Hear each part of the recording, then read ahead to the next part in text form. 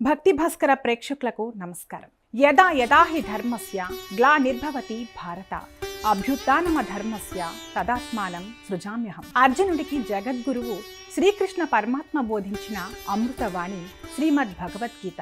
ద్వాపర యుగంలో కురుక్షేత్ర రణరంగమంతా విషాదంలో మునిగిపోయినప్పుడు ఇది కేవలం ఒక మతానికి సంబంధించిన గ్రంథం కాదు, మానవ జాతి మొత్తానికి దిశానిర్దేశం చేసే ఒక అద్భుత జీవన వేదం. దేశాలు దాటినా, ఖండాలు దాటినా, శతాబ్దాలు గడిచిన గీత మహత్యం తగ్గకపోగా రోజు రోజుకు విశ్వవ్యాప్తమవుతోంది.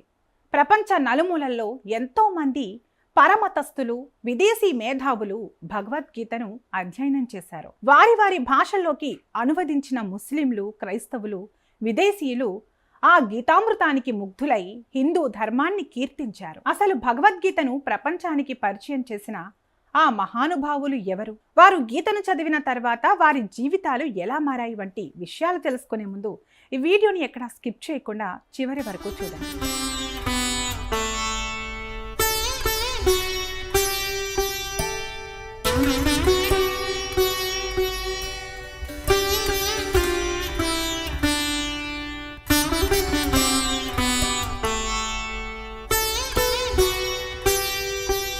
భగవద్గీతను మొట్టమొదటిసారిగా సంస్కృతం నుండి ఆంగ్లంలోకి అనువదించిన వ్యక్తి సర్ చార్లెస్ విల్కిన్స్ 1785వ సంవత్సరంలో, అంటే ఇప్పటికీ దాదాపు 240 ఏళ్ల క్రితమే ఈస్ట్ ఇండియా కంపెనీ కాలంలో ఆయన గీతను ఇంగ్లీష్లోకి అనువదించారు. చార్లెస్ విల్కిన్స్ కాశీలోని పండితుల వద్ద సంస్కృతం నేర్చుకుని గీతను అనువదిస్తున్నప్పుడు సనాతన ధర్మం, శ్రీకృష్ణుడి తత్వం పట్ల అపారమైన గౌరవాన్ని పెంచుకున్నారు. ఆయన రాసిన పీఠికలో హిందూ ధర్మంలోని ఏకేశ్వరోపాసన, ఆత్మతత్వం నన్ను ఎంతగానో ఆకర్షించాయి అని పేర్కొన్నారు. అప్పటి నుంచి ఆయన మనసంతా సనాతన ధర్మమైంది.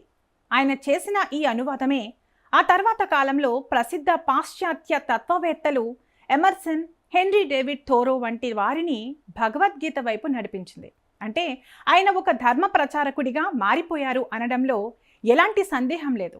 అలాగే 1788లో నికోలాయ్ నోవికోవ్ అనే రష్యన్ పాత్రికేయుడు, ప్రచురణకర్త చార్లెస్ విల్కిన్స్ ఇంగ్లీష్ అనువాదం ఆధారంగా భగవద్గీతను రష్యన్ భాషలో మొట్టమొదటిసారిగా ప్రచురించారు. రష్యాలో అప్పట్లో ఉన్న కఠినమైన ఆంక్షల మధ్య కూడా గీతా జ్ఞానాన్ని రష్యన్ ప్రజలకు అందించడానికి ఆయన ఎంతో శ్రమించారు. ఆయన స్వయంగా కృష్ణ భక్తుడిగా మారాడా లేదా అనేదానికి స్పష్టమైన చారిత్రక ఆధారాలు లేనప్పటికీ రష్యాలో సనాతన ధర్మ బీజాలు పడటానికి ఆయనే కారణమయ్యారు.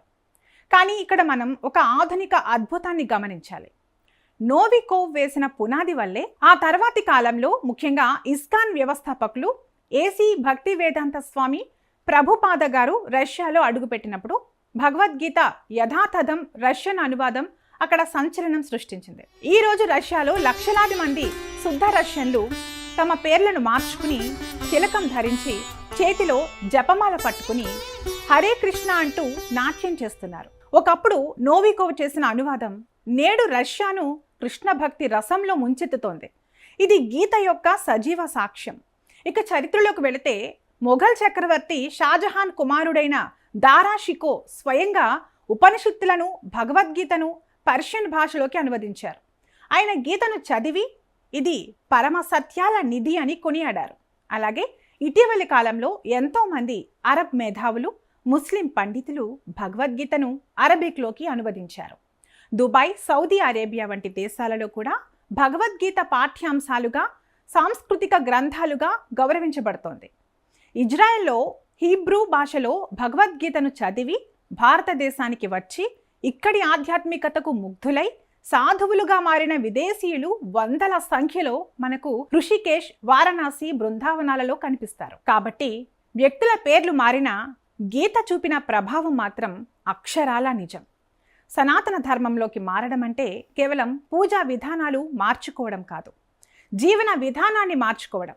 భగవద్గీత ఏ ఒక్కరిని నువ్వు మతం మారు అని చెప్పదు. అది నీ బుద్ధిని, నీ కర్మను మార్చుకో అని చెబుతుంది. అందుకే ప్రపంచాన్ని శాసించిన ఎంతోమంది మేధావులు గీతను చదివి మానసికంగా సనాతన ధర్మాన్ని స్వీకరించారు. ఉదాహరణకు అణుబాంబు పితామహుడు జె రాబర్ట్ ఓపెన్హైమర్ మొదటి అణుబాంబు పరీక్ష విజయవంతమైనప్పుడు ఆయన నోటి వెంట వచ్చిన మాటలు భగవద్గీతలోని శ్లోకమే. దివి సూర్య సహస్రస్య భవేద్యుగ పదుత్తిత యది బాహ సదృశీస స్యాద్ధ సస్తస్య మహాత్మనః. అంటే వేల సూర్యుల కాంతి ఒక్కసారిగా ఉదయిస్తే ఎలా ఉంటుందో ఆ పరమాత్ముని విశ్వరూపం అలా ఉంది అని అర్థం. ఆయన సంస్కృతం నేర్చుకుని మరీ భగవద్గీతను మూల గ్రంథంలో చదివారు. తన జీవితంలో ఎదురైన మానసిక సంఘర్షణలన్నింటికీ గీతలోనే సమాధానం దొరికిందని ఆయన చెప్పుకున్నారు. అలాగే మహోన్నత శాస్త్రవేత్త ఆల్బర్ట్ ఐన్స్టీన్ ఏమన్నారో తెలుసా?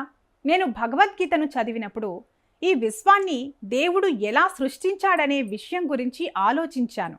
అప్పుడు మిగతా విషయాలన్నీ నాకు చాలా చిన్నవిగా అనిపించాయి. పాశ్చాత్య తత్వవేత్త హెన్రీ డేవిడ్ థోరో ప్రతిరోజు ఉదయం తన మనస్సును భగవద్గీత యొక్క పవిత్ర జ్ఞానంతో స్నానం చేయిస్తానని రాసుకున్నారు. అలా వీరంతా గీతను గుండెల్లో ప్రతిష్ఠించుకున్న సనాతన ధర్మ శ్రేయోభిలాషులు.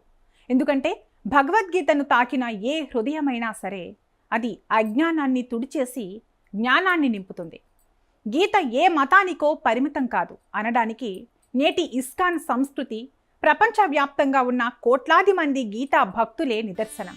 ఇతర దేశాల వారు, ఇతర మతాల వారు భగవద్గీతను చదివి తమ జీవితాలను ధన్యం చేసుకుంటుంటే, సనాతన ధర్మంలో పుట్టిన మనలో ఎంతమంది ప్రతిరోజు కనీసం ఒక్క శ్లోకాన్ని చదువుతున్నాం? ఒక్క నిమిషం ఆలోచించండి. పరమతస్తులు సైతం ముగ్ధులయ్యే మన గీతామృతాన్ని మనము ఆస్వాదిద్దాం, మన పిల్లలకు అందిద్దాం.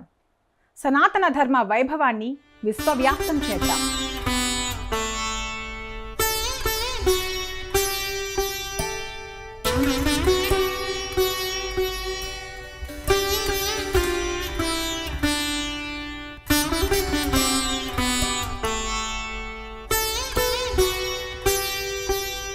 ఈ కార్యక్రమం మీకు నచ్చినట్లయితే లైక్ చేయండి, మీ కుటుంబ సభ్యులకు, స్నేహితులకు షేర్ చేయండి.